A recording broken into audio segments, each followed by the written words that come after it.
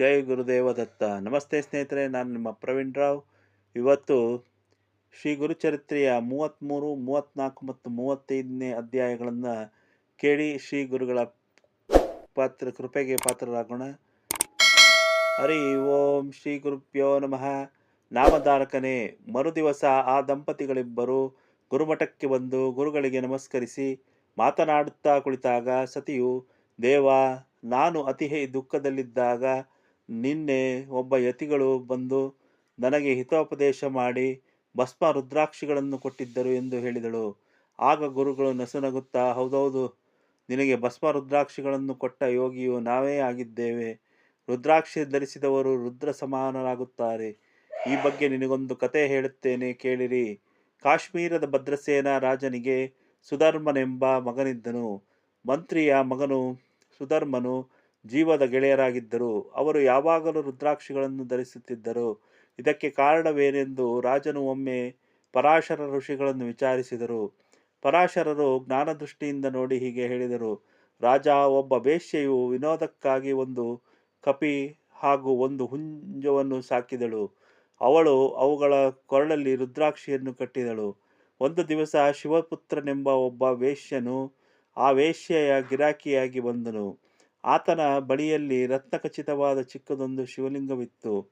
ಅದನ್ನು ನೋಡಿದ ಆ ವೈಶ್ಯನಿಗೆ, ಈ ರತ್ನಖಚಿತ ಲಿಂಗವನ್ನು ನೀವು ನನಗೆ ಕೊಟ್ಟರೆ 3 ದಿನಗಳವರೆಗೆ ನಿಮ್ಮ ಧರ್ಮಪತ್ನಿಯಾಗಿ ಬಾಳುತ್ತೇನೆ ಎಂದು ಹೇಳಿದಳು. ವೈಶ್ಯನು ಅವಳ ತೃಪ್ತಿಗಾಗಿ ಲಿಂಗವನ್ನು ಕೊಟ್ಟನು. ವೇಶ್ಯೆಯು ಆ ಲಿಂಗವನ್ನು ಕೋಳಿಗಳಿದ್ದ ತನ್ನ ನಾಟ್ಯ ಮಂದಿರದಲ್ಲಿಟ್ಟು ವೈಶ್ಯನ ಬಳಿಗೆ ಬಂದಳು. ಅವನೊಂದಿಗೆ ಸಹಧರ್ಮಿಣಿಯಂತೆ ನಡೆದುಕೊಳ್ಳತೊಡಗಿದಳು. ದುರ್ದೈವದಿಂದ ಅದೇ ರಾತ್ರಿ ನಾಟ್ಯ ಮಂದಿರಕ್ಕೆ ಬೆಂಕಿ ಹತ್ತಿತು. ಕೋತಿ ರತ್ನಲಿಂಗಗಳು ಬೆಂಕಿಯಲ್ಲಿ ಭಸ್ಮವಾದವು. ತನ್ನ ಪ್ರಾಣಲಿಂಗವನ್ನು ಕಳೆದುಕೊಂಡಿದ್ದಕ್ಕಾಗಿ ವೈಶ್ಯನು ಅಗ್ನಿ ಪ್ರವೇಶ ಮಾಡಿದನು. ಸತಿಯೆಂಬಂತೆ ಬಾಳುವೆನೆಂದು ವಚನ ಕೊಟ್ಟ ವೇಶ್ಯೆಯು ಕುಲಸ್ತ್ರೀಯಂತೆ ಆತನೊಂದಿಗೆ ಸಹಗಮನ ಮಾಡಿದಳು. ವೇಶ್ಯೆಯ ನಿಷ್ಠೆಗೆ ಮೆಚ್ಚಿದ ಶಿವನು ಅವುಗಳಿಗೆ ಪುನರ್ಜನ್ಮ ಕೊಟ್ಟು ಬದುಕಿಸಿದನು. ವೈಶ್ಯನ ವೇಷದಲ್ಲಿ ತಾನೇ ಬಂದು ಅವಳ ನಿಷ್ಠೆ ಪರೀಕ್ಷಿಸಕ್ಕಾಗಿ ಹೇಳಿ ಅವಳಿಗೆ ಇಚ್ಛಿತ ವರಗಳನ್ನು ಕೊಟ್ಟು ಅದೃಶ್ಯನಾದನು. ಆ ನಾಟ್ಯ ಮಂದಿರದಲ್ಲಿ ರುದ್ರಾಕ್ಷಿ ಕಟ್ಟಿಸಿಕೊಂಡ ಕೋತಿ ಮತ್ತು ಹುಂಜಗಳು ಸತ್ತಿರಲಿಲ್ಲವೇ? ಆ ಕೋತಿಯೇ ಈಗ ನಿನ್ನ ಮಗ ಸುಧರ್ಮನಾಗಿದ್ದಾನೆ. ಆ ಹುಂಜವೇ ಮಂತ್ರಿಯ ಮಗನು. ಹೀಗಿದೆ ರುದ್ರಾಕ್ಷಿಯನ್ನು ಧರಿಸುವುದರ ಮಹತ್ವ ಎಂದು ಪರಾಶರರು ರಾಜನಿಗೆ ವಿವರಿಸಿದರೆಂದು ಸಿದ್ಧಮುನಿಯು ಹೇಳಿದರೆಂಬಲಿಗೆ ಸಾರರೂಪ ಶ್ರೀ ಗುರುಚರಿತ್ರೆಯ 33ನೇ ಅಧ್ಯಾಯ ಮುಗಿಯಿತು. 34ನೇ ಅಧ್ಯಾಯ. ಹರಿ ಓಂ. ಶ್ರೀ ಗುರುಭ್ಯೋ ನಮಃ. ನಾಮಧಾರಕನೇ. ನಂತರ ಪರಾಶರರು ಕಾಶ್ಮೀರ ರಾಜನನ್ನು ಕುರಿತು, ರಾಜ, ನಿನ್ನ ಮಗನಿಗೆ ಕೇವಲ 10 ವರ್ಷಗಳ ಆಯುಷ್ಯವಿದೆ. ಇನ್ನೂ 8 ದಿನಗಳು ಮಾತ್ರ ಅದರಲ್ಲಿ ಬಾಕಿ ಉಳಿದಿದೆ. ಆದ ಕಾರಣ ನೀನು ಶಿವನಿಗೆ ಶರಣು ಹೋಗು. ರುದ್ರಾಧ್ಯಾಯವನ್ನು ಪಠಣ ಮಾಡುವುದರಿಂದ ನಿನ್ನ ಮಗನ ಮೃತ್ಯು ಭಯ ದೂರವಾಗುವುದು ಎಂದು ಹೇಳಿದರು.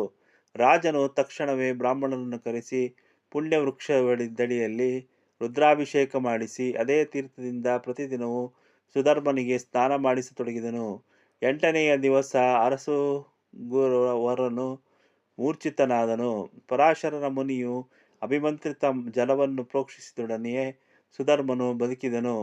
ಎಲೈ ಸಾಧ್ವಿಯೇ, ಅದೇ ಕಾರಣಕ್ಕಾಗಿಯೇ ನಾವು ರುದ್ರಾಭಿಷೇಕದ ತೀರ್ಥವನ್ನು ನಿನ್ನ ಪತಿಗೆ ಪ್ರೋಕ್ಷಿಸಿ ಆತನ ಪ್ರಾಣ ಉಳಿಸಿದವೆಂದು ಗುರುಗಳು ಸತಿಗೆ ತಿಳಿಸಿದರೆಂದು ನಾಮಧಾರಕನಿಗೆ ಸಿದ್ಧಮುನಿಯು ತಿಳಿಸಿದನೆಂಬಲ್ಲಿಗೆ ಸಾರರೂಪ ಶ್ರೀ ಗುರುಚರಿತ್ರೆಯ 34ನೇ ಅಧ್ಯಾಯ ಮುಕ್ತಾಯವಾಯಿತು. ಇನ್ನು 35ನೇ ಅಧ್ಯಾಯ. ಹರಿ ಓಂ. ಶ್ರೀ ಗುರುಭ್ಯೋ ನಮಃ. ನಾಮಧಾರಕನೇ. ಆಮೇಲೆ ದತ್ತನ ಹೆಂಡತಿಯಾದ ಸತಿಯು ಗುರುನಾಮಸ್ಮರಣೆಯಲ್ಲಿ ಮನಸ್ಸು ಸ್ಥಿರವಾಗುವುದಕ್ಕೆ ಯಾವುದಾದರೊಂದು ಮಂತ್ರವನ್ನು ತನಗೆ ಉಪದೇಶಿಸಬೇಕೆಂದು ಗುರುಗಳನ್ನು ಕೇಳಿದಳು. ಅದಕ್ಕೆ ಗುರುಗಳು ಸಂಜೀವಿನಿ ಮಂತ್ರವನ್ನು ಶುಕ್ರಾಚಾರ್ಯರು ತಮ್ಮ ಮಗಳಾದ ದೇವಿಯಾನಿಗೆ ಉಪದೇಶಿಸಿದ ಕಾರಣದಿಂದಲೇ ಆ ಮಂತ್ರವು ತನ್ನ ಶಕ್ತಿಯನ್ನು ಕಳೆದುಕೊಂಡು ನಿರರ್ಥಕವಾಗಬೇಕಾಯಿತು. ಅದಕ್ಕಾಗಿ ಸ್ತ್ರೀಯರು ಮಂತ್ರೋಪದೇಶಕ್ಕೆ ಅನರ್ಹರು. ಬೇಕಿದ್ದರೆ ನಿನ್ನ ಮನಸ್ಸು ನಮ್ಮಲ್ಲಿ ಸ್ಥಿರವಾಗಿ ನಿಲ್ಲುವುದಕ್ಕೆ ಸೋಮವಾರ ಶಂಕರನನ್ನು ಪೂಜಿಸು ವ್ರತ ಮಾಡಿರಿ. ಆ ವ್ರತದ ಮಹಿಮೆಯು ಹೆಚ್ಚಿನದಾಗಿದೆ. ಹಿಂದೆ ಚಿತ್ರವರ್ಮನು ರಾಜನ ಮಗಳಾದ ಶ್ರೀಮಂತನಿಗೆ ಜ್ಯೋತಿಷಿಗಳು ಇವಳು ಬಾಲವಿಧವೆಯಾಗಳೆಂದು ಭವಿಷ್ಯ ನುಡಿದಿದ್ದರು. ಶ್ರೀಮಂತಿನಿಯು 7-8 ವರ್ಷದವಳಾದಾಗ ಅವಳಿಗೆ ತಂದೆ ತಾಯಿಗಳಿಂದ ವಿಷಯ ತಿಳಿಯಿತು. ಅವಳು ದುಃಖಿತಳಾಗಿ ಯಾಜ್ಞವಲ್ಕ್ಯರ ಪತ್ನಿಯಾದ ಮೈತ್ರಿಯನ್ನು ಕಂಡು ತನ್ನ ದುಃಖ ತೋಡಿಕೊಂಡಳು.